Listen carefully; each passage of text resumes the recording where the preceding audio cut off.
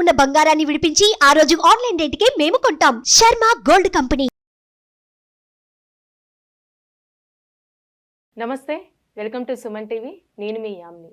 ప్రస్తుతం మనతో ఉన్నారు ప్రముఖ ఆధ్యాత్మికవేత్త, ప్రముఖ జ్యోతిష్య వాస్తు పండితులు, బ్రహ్మశ్రీ డాక్టర్ నాయకంటి మల్లికార్జున శర్మ గారు ఉన్నారు. గురుగారితో మనం మాట్లాడదాం. నమస్కారం గురుగారు. నమస్కారం అమ్మా. గురుగారు, ఈ మార్చి నెలలో అసలు కర్కాటక రాశి వారికి ఏ విధంగా ఉంటుందండి? తప్పకుండా అమ్మ. ఓం శ్రీ గురుభ్యో నమః. కర్కాటక రాశి వాళ్ళకు వచ్చేటప్పటికల్లా దశమ స్థానంలో గురువు యొక్క సంచారం వల్ల ఆర్థిక పరంగా లావాదేవీలు బాగా పెరుగుతాయి, కానీ కొంత ఆలస్యం అయ్యే అవకాశం స్థితి అనేది ఎక్కువగా ఉంటుంది.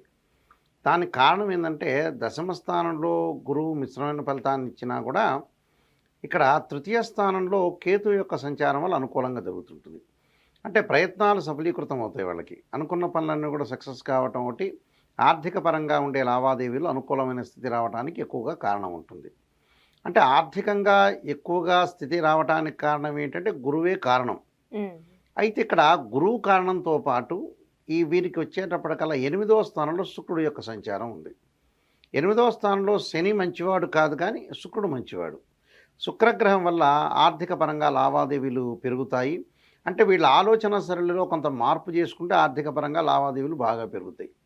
అంటే మనకంటారు ఎక్కడ తగ్గాలో ఎక్కడ నెగ్గాలో, అది కొంత లౌకిక భావంతో వెళితే ఆర్థిక పరంగా ఆదాయం అనేది బాగా పెరుగుతుంది వాళ్ళకి. అంటే అనవసరం రిస్క్ ఫ్యాక్ట్ చేసుకోకుండా గొడవలు ఆలోచన సరళిలో కొన్ని మార్పులు జరిగితే ఆర్థిక పరంగా ఆదాయం అనేది బాగా పెంపొందించుకునే అవకాశం బాగా ఎక్కువ ఉంటుంది మార్చి మాసంలో. అంటే శుక్రగ్రహం యొక్క అనుకూలత, ఇటు దశమంలో గురువు చెడ్డవాడు కాదు, మిత్రక్షేత్రంలో ఉన్నాడు కాబట్టి గోచారీత్యా మటుకు అనుకూలమైన ఫలితాలు జరిగే అవకాశం ఒకటి ఉంటుంది. అంటే ఆర్థిక పరంగా ఉండే లావాదేవీల విషయంలో. అలానే తృతీయ స్థానంలో కేతు యొక్క సంచారం వల్ల సోదరుల యందు అవినాభావ సంబంధము, అక్క చెల్లెల మధ్యలో ప్రయత్నాలు, అలానే సహకారము, అలానే లాభము కలిగే అవకాశం ఎక్కువ ఉంటుంది. అంటే అనుబంధ బాంధవ్యం అనేది బాగా పెరిగే అవకాశం బాగా ఎక్కువగా ఉంటుంది. అది మంచిదే. అన్నదమ్ములు ఇద్దరు కలిసి ఉండాలి, అక్క చెల్లెలు బాగుండాలి, అందరూ కూడా హ్యాపీగా ఉండాలి ఈ జీవితాన్ని. ఇది తృతీయ స్థానంలో కేతు యొక్క సంచారం. కోర్టు సమస్యలు పరిష్కారం చేయటం, అంటే గతంలో ఏదైతే కోర్టు సమస్యలు ఉంటాయో వీళ్ళకి ఆస్తులు కానీ లావాదేవీలు కానీ అలాంటివన్నీ కూడా పరిష్కారం జరిగే సూచనలు అనేవి ఎక్కువ ఉంటాయి, అవకాశాలు ఎక్కువగా ఉంటాయి. దానితో పాటు కర్కాటక రాశి వాళ్ళకి 7వ స్థానంలో కుజుడు యొక్క సంచారం. కొంత ఆందోళన అనేది ఒకటి ఉంటుంది. అంటే భూములు కొనుగోలు చేయటంలో కానీ, ఇళ్ళు కొనుగోలు చేయటం కానీ, వ్యవసాయ ఉత్పత్తులు పెంచడంలో కానీ కొంత అంతవరకు వస్తుందా, మనకి ఆ ఇల్లు మనం కొనుగోలు చేస్తామా చేయమా లేదా అనే ఒక తాపత్రయత, కొంత అనుమానాస్పదం అనేది బాగా ఎక్కువగా ఉంటుంది. అంటే అనుమానాస్పదం లేకుండా మన ప్రయత్నాలనేవి కూడా ఎప్పుడు కూడా సఫలీకృతం చేసుకొని ముందుకు వెళ్ళాలి. ఇప్పుడు వివాహానికి సంబంధించి రాశి వారికి ఏ విధంగా ఉంటుందండి? వివాహానికి సంబంధించిన శుక్రగ్రహం అనేది బాగుంది కాబట్టి వివాహ ప్రయత్నాలు సఫలీకృతం అవుతాయి. ఈ రాశి వాళ్ళు వివాహానికి సంబంధించిన వాటిల్లో ముందుకు వెళ్ళొచ్చు. ఎందుకంటే దశమంలో గురువు కూడా ఉన్నాడు కాబట్టి ఇబ్బందికరమైన పరిస్థితులు అనేవి ఉండవు. అందులో ఒక శని మాత్రమే కొద్దిగా అనుకూలంగా లేకుండా కొంత ప్రయత్నాలు విఫలం చేస్తుంటాడు. విఫలం చేయటం అంటే ఏంటంటే, ఒక సంబంధం కుదరలేదనుకోండి, ఉదాహరణకి 2-3 సంబంధాలు కలిసే అవకాశాలు ఉంటాయి. 2వ సంబంధం 3వ సంబంధం సక్సెస్ అయ్యే అవకాశం ఉంటుంది. కాబట్టి ప్రయత్నం అనేది మనం మానకూడదు కదా. ఖచ్చితంగా ఒక మనిషి ప్రయత్నం ఎప్పుడూ కూడా మానకూడదు. జరుగుతుంటుంది లోకంలో. పుట్టిన తర్వాత మనం పుట్టిన తర్వాత ఎవడో ఒకడు చెడ్డవాడు ఉంటాడు, ఉండకుండా ఉండడు. అంటే పునరపి జననం పునరపి మరణం అంటాడు. ఎవడో ఒకటి చెడ్డవాడు ఉంటాడు కంపల్సరీ.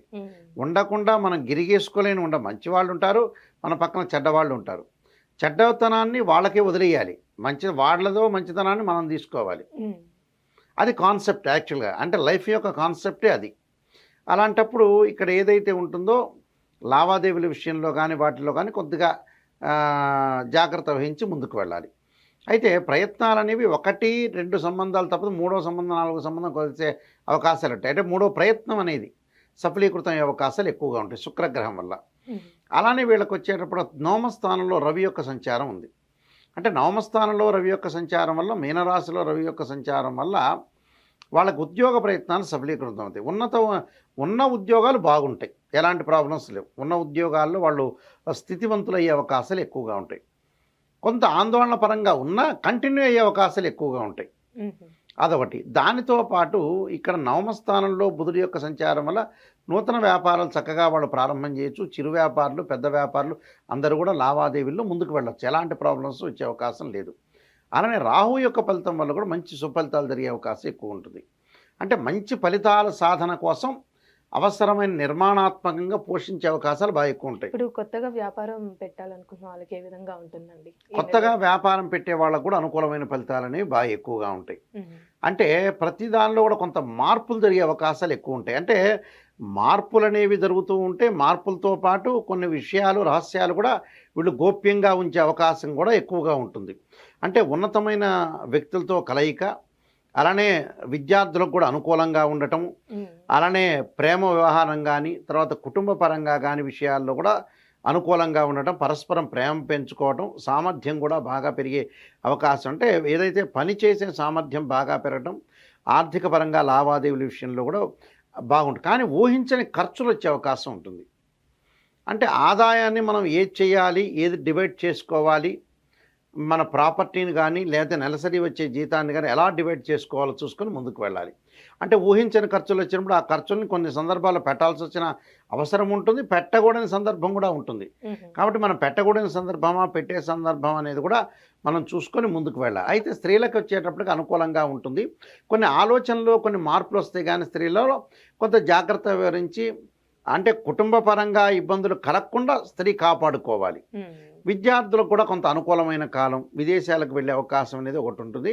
అలానే బంగారు ఆభరణాలు కొనుగోలు చేయటం, అలానే వివాహాది శుభ కార్యక్రమాలు, క్షేత్ర దర్శనం చేసే అవకాశం అనేది ఖచ్చితంగా ఉంటుంది. అంటే రాశి వారికి ఎలాంటి పరిహారం మంచిదండి అసలు? వీళ్ళకి తప్పకుండా వీళ్ళకి మనం లెక్క వేస్తే నిజంగా కర్కాటక రాశి వాళ్ళకి కేతు బాగున్నాడు, శుక్రగ్రహం యొక్క అనుకూలత ఉంటుంది. అలానే రవి బుధులు మిశ్రమైన ఫలితాన్ని ఇస్తాడు, చెడు ఫలితాన్ని ఇవ్వకుండా.